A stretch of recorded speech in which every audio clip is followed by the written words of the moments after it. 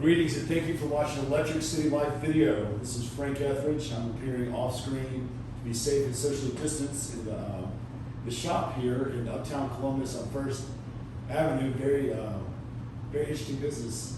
If you don't mind, enterprise here, if you don't mind introducing yourself as well as your business. So my name is Suhyoon Wood. I own Beejou Craft Kombucha, which is Columbus's first and only kombucha tap room. The last time I was in here, there was three younger guys that walked in, and they were kind of looking at the menu, and the first thing they asked is, what is kombucha? Which you might get a lot. Do you mind explaining what kombucha is? I think the best way to explain it is it's an effervescent probiotic drink. Basically, it's this lightly fermented tea that has probiotics, and it's good for your gut. Typically, it doesn't taste that great, so we make ours taste good. Yeah. What can you tell us about the science of probiotics? So there's a lot of really interesting new emerging science that shows the importance of probiotics because they help benefit your gut health.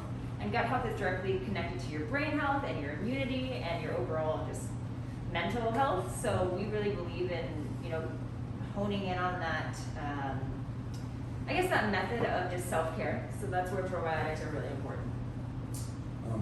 And you said you also taste better. What exactly makes yours a little bit more palatable than the average For sure. kombucha?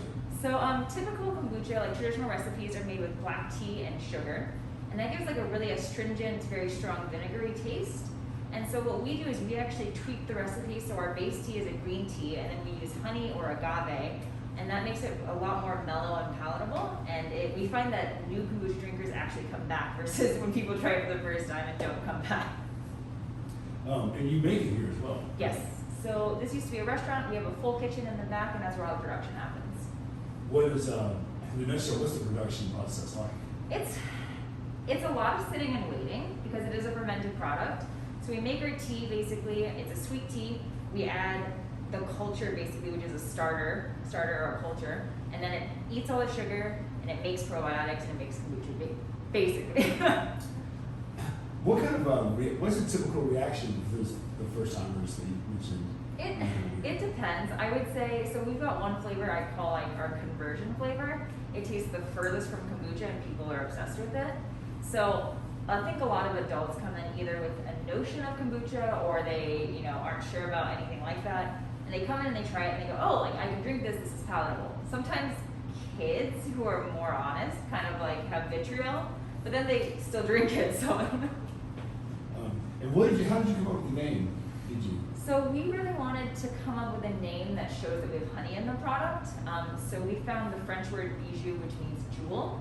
And we kind of wanted to play on our kombucha tastes really light, it's very shining, it's pretty. So we ran with that. Unfortunately, no one really knows what it means. So I actually did a fake survey and people think it just means bee juice. But yeah, it's a French word. Yeah, but that's with the honey, maybe the bee connection is. Right. Okay, well, what inspires you? You said we, is you and your husband of this business, or? Yes, well, technically on paper it's all mine. He is a part of it in that he is married to me, so he's a part of the business. I actually made my first batch only in 2019, and I was selling it to people, and then their friends wanted it, and I didn't want to get in trouble with the law, so I said, how do I do this legally? And now this is where we are. Yeah, explain what exactly was the inspiration to start this business? Oh, I think, so I was studying, I went back to school to get my master's in nutrition. And at the time I was kind of thinking if I could have, the perfect job would be having an unlimited amount of money and cooking whatever I wanted for someone. So food, I love food science. So when I started making it, it really became an opportunity to explore food science and then finding out that people liked it and realizing we needed to be a real business. So it just kind of kept falling into our laps. It was never, this was never the end goal, ever. How did you develop this business model? So we did this program called Co-Starters, and Startup Columbus, which is a part of the chamber, puts it on. And it's basically a 9-week model where you introspectively see if your business is viable. So that was really helpful. We also use the Small Business Development Center, which is a really good free resource for small business owners. And then it was just a lot of research and a lot of questions to multiple people throughout town. And when did you open the storefront? We got our manufacturing approval March of 2020, and then the tap room opened May of 2020. Yeah, it was perfect. I mean, we literally got our approval to make kombucha a week and a half before the shelter in place.